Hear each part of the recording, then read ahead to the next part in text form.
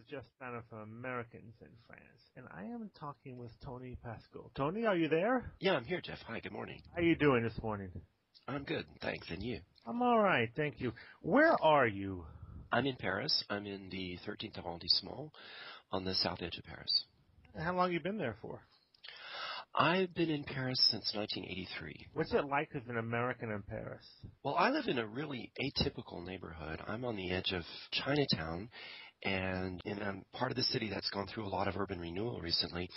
So it doesn't look like the museum town that you see in the center of the city. The city's on a human scale. It's still easy to get around on foot. I ride bike everywhere. Are there lots of bike paths in Paris? There are over 200 kilometers of bike paths in the city now, yeah. 5 years ago, I guess, they got the bike share program going, and they've worked really hard to provide access for bikers on the street. Yeah, what's that called again? It's Vélib'. Vélib', yeah. Too, they have a thing now with cars where you can rent a car for like a half hour or an hour or something. That started last December. It's a electric car share, and there are stations all around the city, and you unplug your car and get in and drive away and stop at another station and plug it back in. Tell me what you do, because you are the founder of the Union for Overseas Voters, right? Union of Overseas Voters, yeah. What is that? Well, we're a non-profit, nonpartisan association, and our mission is to help Americans abroad register to vote and to inform them about their voting rights. And we also do a lot of outreach to school communities to inform future voters about the procedures for voting and the advantages of voting, the reasons why you want to vote. 2 weeks ago, we did a keynote address at an American-style international high school speaking to students from 6 nations about voting. So the curious thing is that as the world becomes globalized, more and more citizens are working and living away from their home countries. So this is an issue that Americans have a lot of experience with. We got the right to vote from overseas in 1975. There are younger nations, like Tunisia, for example, that are just experiencing their first overseas vote this past year. Britons were at one time allowed to vote even after living overseas just up to 20 years. That was reduced to 15 years, so now they're struggling to get lifetime privileges.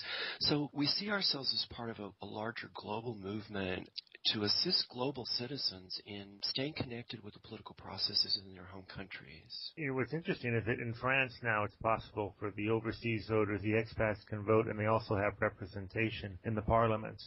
Yeah, that's pretty remarkable. That's one of the problems that we face as Americans trying to mobilize other Americans to vote, because even though we have the right guaranteed us by federal law to vote in federal elections, our residency requirements and our votes are actually counted in each state where we formerly lived.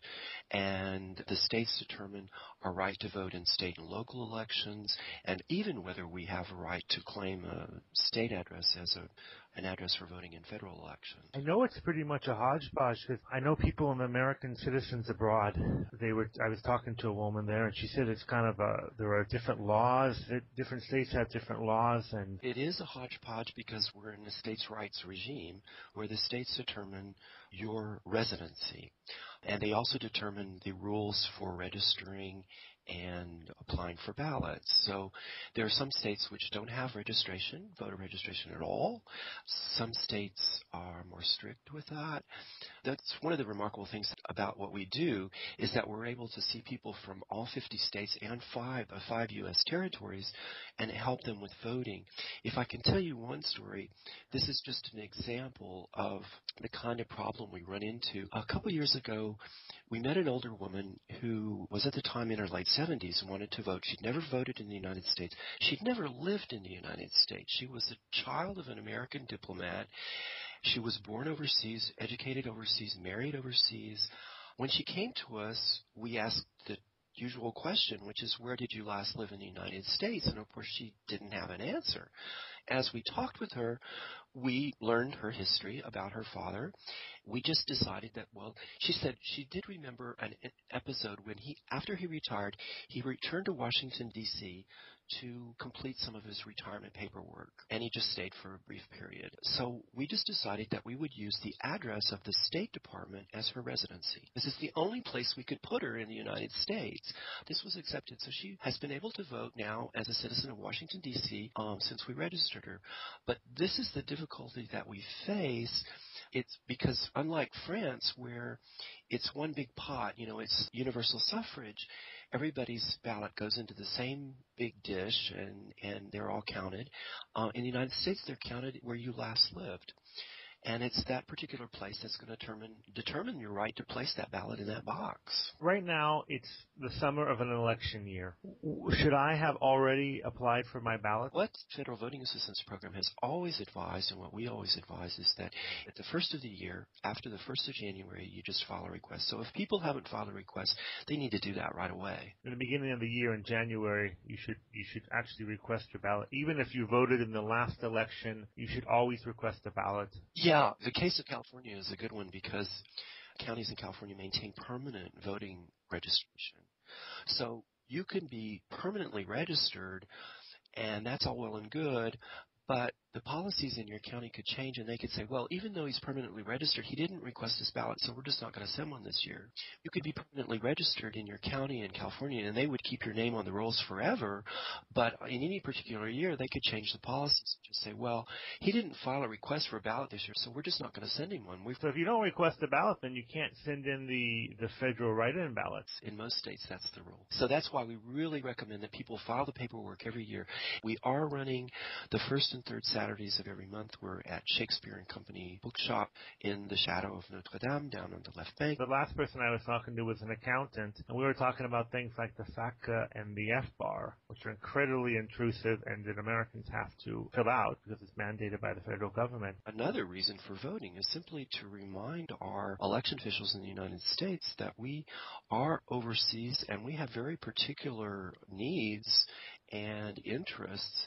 When did you first arrive in France? I came in at the end of '83. I came to study French because I was going to go into a teaching job in North Africa. That was actually a Peace Corps assignment. And once I got here and had enrolled in school and said goodbye to the United States, Peace Corps funding ran out. So I ended up staying and making it work. How did you make it work? I had money to live on because I had prepared that for just the period I was going to be in school.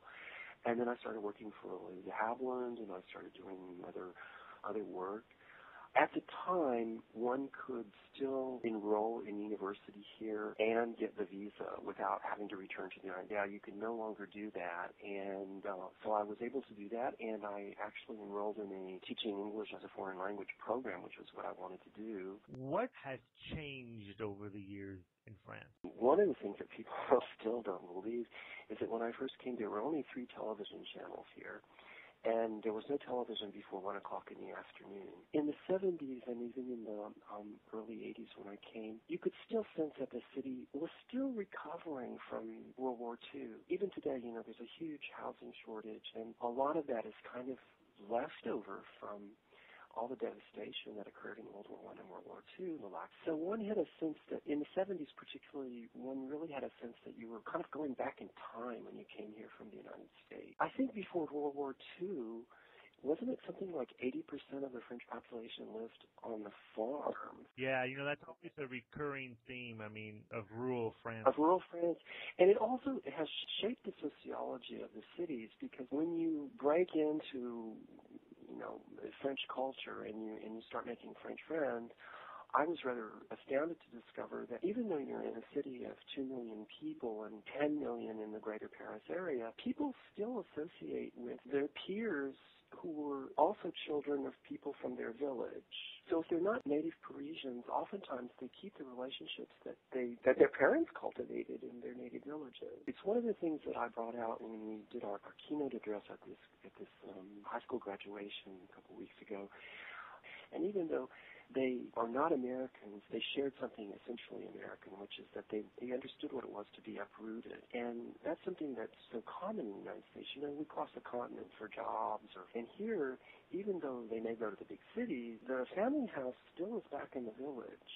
The roots are very, very strong. It's a different experience in France, sense of origin. Also a much older country, obviously, and I think the roots are more deeper. Geographically, France is about two-thirds the size of Texas, and one of the ways you can sense this, the depth of the roots here, is by looking at how many and how different the accents are in the provinces. What's interesting is that when you have Americans who come here and you learn French and you're in a region like that with a strong accent, oftentimes people will pick it up. That's all part of the experience of the deeper experience of living overseas.